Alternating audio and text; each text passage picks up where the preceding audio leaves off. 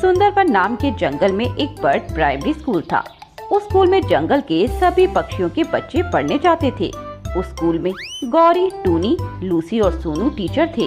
वे बच्चों को बहुत अच्छे से पढ़ाते थे। लूसी प्रिंसिपल सर कालू के बहुत करीब थी और कालू उसे बहुत अच्छा टीचर मानते थे।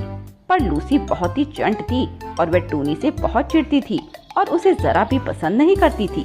इसीलिए हमेशा कालू के कान भरती रहती थी। कालू सर, आपको पता है टूनी चिड़िया समय पर नहीं आती और समय से पहले चली जाती है और स्कूल में भी ज्यादा अच्छे से नहीं पढ़ाती, बस काम चलाओ काम करती है वो। लूसी, वैसे तो मुझे तुम पर विश्वास है, पर मुझे नहीं लगता कि वह अच्छे से नहीं पढ़ाती। मैंने खुद उसको देखा है, वह बहुत अच्छे से पढ़ाती है और बच्चों के माँ बाप भी उसकी बहुत तारीफ करते हैं। सर, मेरा काम था आपको बताना, बाकी आपकी मर्जी। ऐसा कहकर लूसी वहाँ से चली जाती है। स्कूल की भी छुट्टी हो जाती है और सब बच्चे अपने अपने घर में चले जाते हैं। अरे लूसी मैडम, क्या हुआ? बस का इंतजार कर रही हैं? हाँ, आज बस नहीं आने वाली, बस की आज हड़ताल है। अगर आप आना चाहें तो मेरी गाड़ी में बैठ सकती हैं, मैं आपको घर छोड़ दूंगी। हाँ लूसी मैडम, आ जाओ। कब तक बस के लिए ऐसे ही खड़ी रहोगी? लूसी उनके साथ बैठ जाती है। टूनी पहले गौरी को उतारती है और उसके बाद लूसी को घर छोड़ने जा रही होती है कि तभी रास्ते में एक ब्रेकर से उसकी गाड़ी उछल जाती है और दोनों को चोट लग जाती है।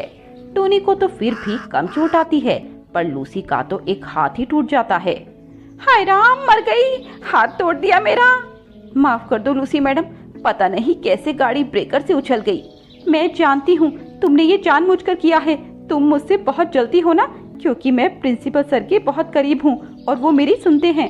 अब देखना, मैं तुम्हें नहीं छोड़ूंगी। तुम्हें तो मैं इस स्कूल से निकलवा कर रहूंगी, बस तुम देखती जाना। अगले दिन लूसी बदला लेने के इरादे से स्कूल जाती है। आज इस टूनी को छोड़ूंगी नहीं, इसने मेरा हाथ तोड़ा है ना।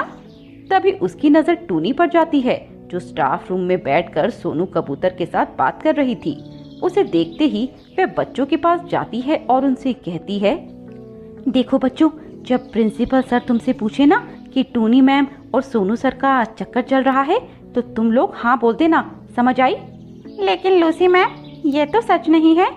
मैंने जैसा बोला वैसा करो, नहीं तो सबको बहुत मारूंगी। सभी बच्चे डर जाते हैं और लूसी को हाँ कर देते हैं। वहीं दूसरी तरफ लूसी प्रिंसिपल सर के पास जाती है और टूनी के बारे में उल्टी सीधी बातें बताती है। सच में लूसी, क्या ये सच है? क्या टूनी मैडम शादीशुदा होते हुए भी सोनू सर के साथ चक्कर चला रही हैं? सर, यकीन ना हो तो खुद देख लीजिए। लूसी कालू को स्टाफ रूम लेकर जाती है और उन दोनों को अकेला हंसते हुए देखती है। देखा सर, कैसी है आपकी टूनी मैडम? शादीशुदा होते हुए भी किसी और से चक्कर चला रही है। क्या ये सब करना सही है, वो भी स्कूल में? छी छी छी छी, मुझे तो बोलते हुए भी शर्म आ रही है। इससे बच्चों पर क्या असर पड़ेगा? अगर सर आपको अभी भी यकीन नहीं हो रहा तो आप बच्चों से पूछ सकते हैं। कालू बच्चों से भी इस बारे में पूछता है और बच्चे लूसी के डर से झूठ बोल देते हैं। कालू अब बहुत गुस्सा हो जाता है और टूनी को स्कूल से निकाल देता है। लेकिन सर, आप जैसा सोच रहे हैं वैसा नहीं है। चोर पकड़े जाने पर झूठ ही बोलता है। जाओ, निकल जाओ यहाँ से और दोबारा अपनी शक्ल मत दिखाना। टूनी उदास होकर वहाँ से चली जाती है।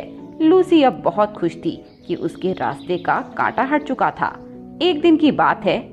लूसी मैडम, आज आपको स्कूल में देर तक रुकना पड़ेगा, बच्चों के टेस्ट पेपर की तैयारी करनी है। लूसी स्कूल में रुक जाती है, बाकी सब घर चले जाते हैं। तभी एकदम बहुत तेज बारिश होने लगती है और बारिश का पानी बढ़ने लगता है और पूरे स्कूल में पानी फैल जाता है। पानी इतना बढ़ जाता है कि लूसी जिस क्लास में होती है वे भी पानी से भर जाती है और क्लास का दरवाजा भी बंद हो जाता है। लूसी ये देखकर बहुत घबरा जाती है और मदद के लिए चिल्लाने लगती है। मदद करो, कोई मेरी मदद करो, मैं यहाँ फंस गई हूँ, मुझे निकालो। पर स्कूल में कोई न होने की वजह से कोई उसकी आवाज़ नहीं सुन पाता और पानी बढ़ने लगता है। तभी वहाँ से टूनी भी दाना लेकर घर जा रही थी और वह लूसी की आवाज़ सुनती है तो तुरंत उसकी मदद के लिए आ जाती है। तुम परेशान मत हो, मैं अभी कुछ करती हूँ। टूनी अपने आसपास देखती है तो उसे कुछ भी नजर नहीं आता। तभी उसकी नज़र खिड़की पर जाती है और वह खिड़की का दरवाज़ा तोड़कर लूसी को बाहर निकाल देती है। लूसी अब टूनी से अपनी सभी गलतियों की माफ़ी मांगती है। अगले दिन वे प्रिंसिपल सर के पास जाकर सब कुछ सच सच बता देती है। तुमने जो किया वो सही नहीं था, पर मैं खुश हूँ कि आखिर तुमने अपनी गलती मान ली।